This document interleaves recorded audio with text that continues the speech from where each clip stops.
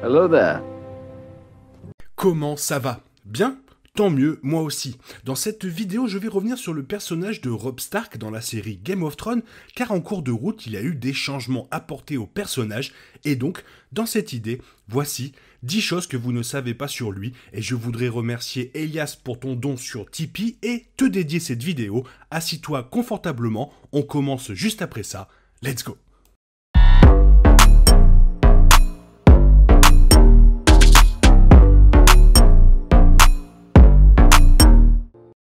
Après la dernière saison de Game of Thrones qui a fait couler beaucoup d'encre, les fans étaient sceptiques quant à la qualité de House of the Dragon et avaient vraiment peur de ce qu'ils allaient découvrir.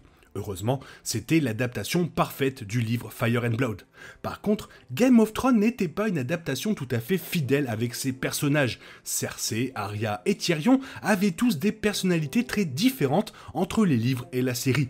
Pourtant, Robb Stark a clairement eu les changements les plus importants que la série a apportés depuis les livres. Première chose, son âge. Dans la série, Robb est pratiquement un adulte au moment où Ned est devenu l'un des décès les plus tristes de Game of Thrones. Cependant, dans les livres, Robb est un garçon de 14 ans. Faire en sorte que Robb soit un adolescent dans la série aurait pu être troublant, le voir plus vieux ajoute un certain niveau de crédibilité à son ascension sur le trône. Bien sûr, dans les livres, c'est toujours incroyablement troublant de voir un adolescent portant une couronne. Pourtant, son extrême jeunesse a contribué à le mettre en contraste avec Joffrey dans les livres, montrant que c'était plus que l'âge de Joffrey qui faisait de lui un monstre. Second point, son expérience. Robb Stark n'avait peut-être pas beaucoup d'expérience dans la série, mais les livres montrent clairement que Ned travaillait toujours pour préparer Robb comme son successeur. Bien que Ned lui ait fait confiance dans la série, il y a eu quelques moments précieux qui ont montré pourquoi Robb méritait le trône de fer.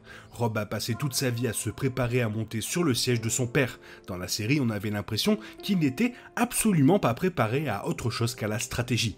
Pourtant, les livres ont révélé à quel point Robb pouvait être intelligent et surtout, il avait un don pour la politique. Autre point assez intéressant, sa mort. Dans l'émission, Robb était un imbécile qui n'a pas considéré que Walder Frey pouvait se retourner contre lui, malgré l'avoir poignardé dans le dos. Pourtant, les livres indiquaient clairement que Robb était plus qu'un garçon intelligent, et il a été tué à tort contre les lois de Westeros. Après tout, Walder a fourni du pain et du sel à Robb et à ses hommes. Selon toutes les lois et coutumes de Westeros, cela signifiait que Robb aurait dû avoir la liberté de rester en sécurité. Walder a commis un tabou sévère et aurait dû être évité par l'ensemble des 7 royaumes, tout comme il était dans les livres. Autre chose assez intéressante, c'est sa relation avec Bran. Comme dit plus tôt, dans les livres, Robb est beaucoup plus jeune, ce qui l'a aidé à se connecter avec le petit Bran.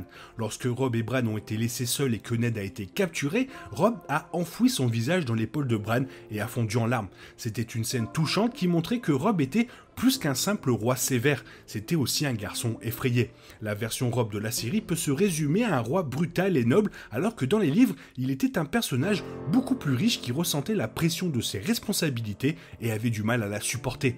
Lui et Bran ont pu se lier là-dessus et cela a vraiment aidé à montrer à quel point les deux s'aimaient. Autre relation, c'est celle avec Jon. Jon Snow était considéré comme le bâtard de Ned Stark et Robb était le vrai fils de Ned. De toute évidence, ils auraient dû être rivaux, mais malgré tout, ils étaient tellement proches. Bien que la série ne leur donne jamais beaucoup de chances d'interagir en dehors d'une ou deux scènes, ils ont grandi ensemble et se sont beaucoup aimés.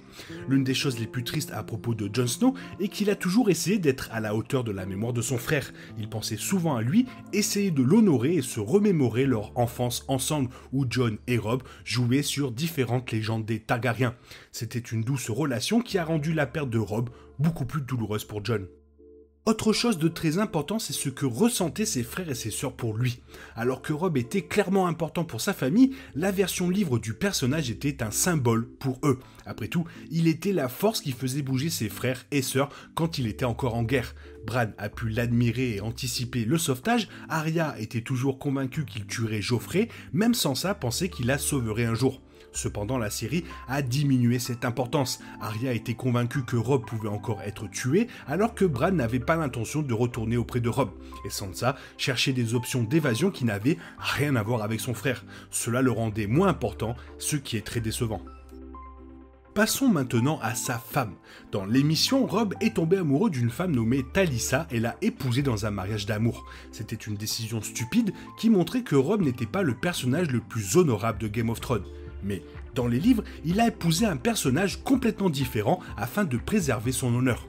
Vassal des Lannister, Jaime Westerling n'était pas quelqu'un avec qui Robb aurait dû interagir. Après tout, Jaime n'était pas seulement une étrangère au nord, mais elle était aussi la fille d'une maison complètement mineure et surtout inutile. C'était un mariage horrible pour un roi et trahissait l'inexpérience de Robb.